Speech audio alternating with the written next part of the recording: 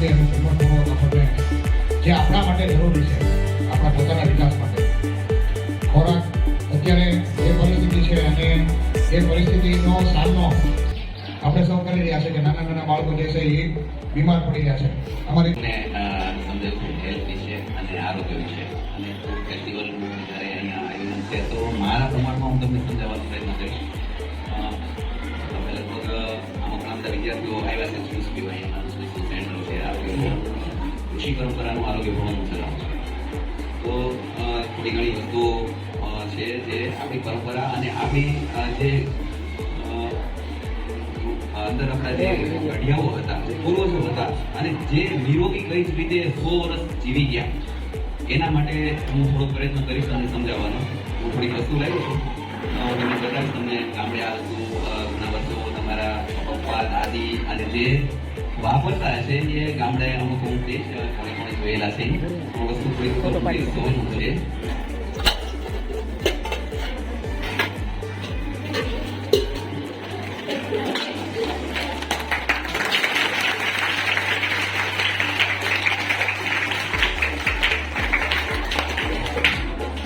ખૂબ રસ પડશે.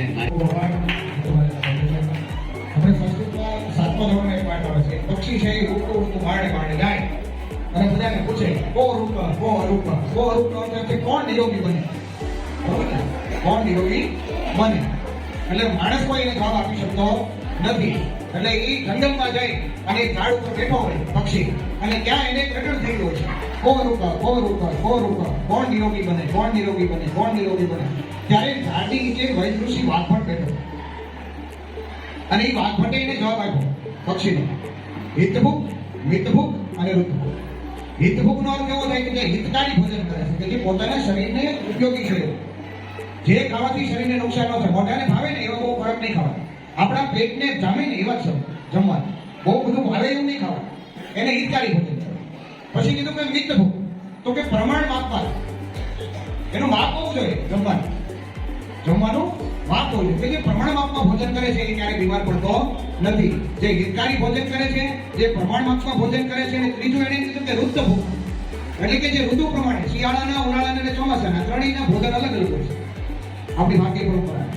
તો એ પ્રમાણે જે ભોજન કરે છે એ ક્યારેય બીમાર પડતા નથી. અને આપણી દરેકની પહેલી ફરજ એ આવે છે કે આપણે બીમાર ન પડે.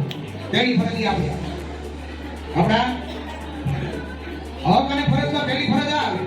આપણો હક છે બીમાર પડીએ મમ્મી પપ્પા દવાખાને લઈ જાય, આપણો હક છે. પણ આપણી ફરજમાં એવું આપણે આવે છે કે આપણે બીમાર જ ન પડીએ. તો બીમાર ન પડીએ અને સારો ખોરાક, હેલ્ધી ખોરાક લઈએ.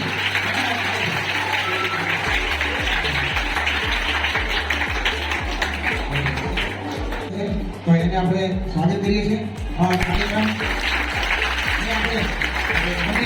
એમાં ધ્યાન રાખવું ખાસ કરીને બાળકોને ખૂબ જ જરૂરી છે. બરોબર, આ માસ સ્થિતિ જે સમજણ થાય ને એ આખા સમાજમાં હોય. એક જણાને સમજાવી એટલે આખી દિશામાં 700 બાળકો ભણે, 7-8 એડિશન 300